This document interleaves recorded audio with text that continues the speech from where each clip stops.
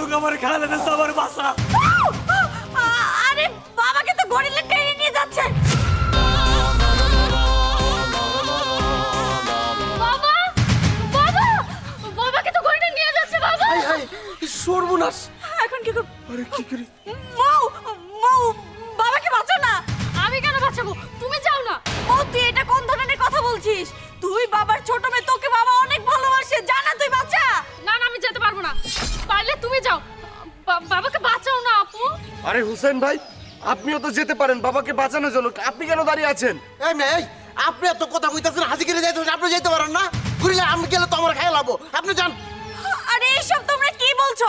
তোমাদের দুজনকে তো বাবা অনেক ভালোবাসে, কেন বাবাকে বাঁচাতে যাচ্ছ না? যাও না।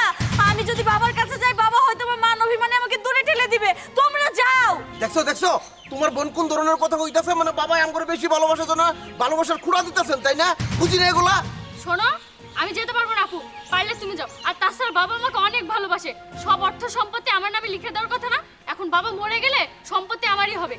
পারলে তুমি যাও, আমি যাবো না। কবিতা, বুঝতে পেরেছি ওনারা যাবে না, তার থেকে বরং আমাদের কিছু করতে হবে।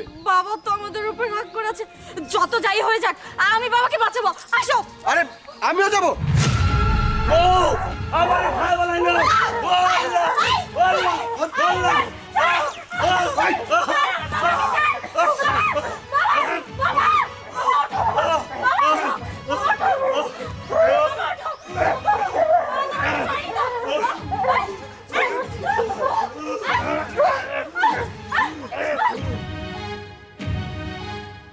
থামো তোমরা, ও ভাল্লুক না, আমার কাজের ছেলে।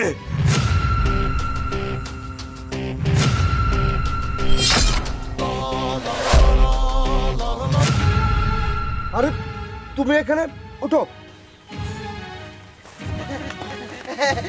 এটা আমি আগে থেকেই জানতাম যে আব্বা আমাদের সাথে নাটক করছে, এটা ভালো না, এটা মানুষ।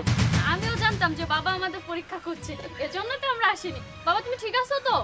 চুপ কর, তুই আমার ছোট মেয়ে, আমি তোরে অনেক ভালোবাসতাম, আর বড় মেয়ের আমি অবহেলা করতাম, তার পাশাপাশি আমার জামার আমি অবহেলা করতাম। বাজার থেকে কোনো কাপড় নিয়ে আইলে দামি কাপড়টা তোরা আমি তুলে দিতাম, আর কম দামে কাপড়টা আমি কবিতারে তুলে দিতাম। যখন তোরা নাই রাইতি তখন আমি বড় বড় মাছের গাল্লা সব কিছু আমি তোরে খাওয়াইতাম চুরি করে। আমি বড় মেয়ে খাওয়াইতাম না, কারণ তুই আমার ছোট মেয়ে, তুই আমার কলিজার মোটা। আর সম্পত্তি ভাগের জন্যে তোরা আমার দেখতে পারস না। আজকে আমার বাল্যকে খাইতে চাইছিল, আমি জীবন বাঁচাবো করে কত চিৎকার করছি।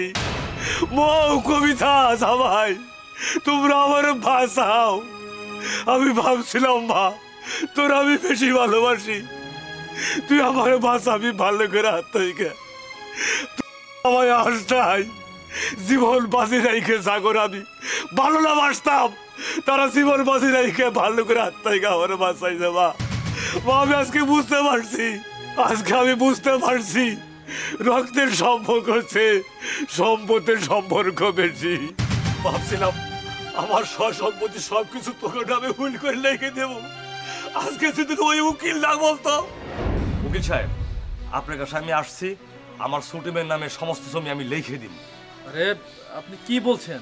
আপনার বড় তো একটা মেয়ে আছে, ও কি দোষ করেছে? আমার বড় মেয়ে আমার অজান্তে একটি রিক্সাওয়ালার ছেলের সাথে প্রেম করে ভালোবাসা করে বিয়ে করছে।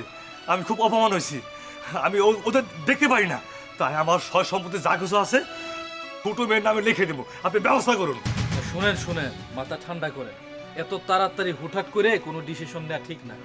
শুনেন, আপনি যেহেতু সম্পত্তি লিখেই দিবেন, কে আপনারা কতটা ভালোবাসে সেই বিষয়টা আপনি কি যাচাই করার প্রয়োজন আছে না?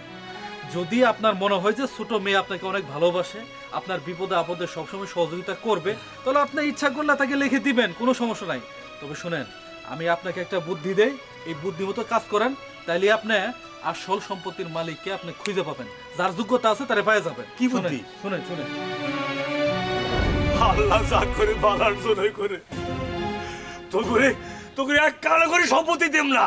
যা তুই শ্বশুর বাড়ি চলে যা, আমার সব সম্পত্তি সবকিছু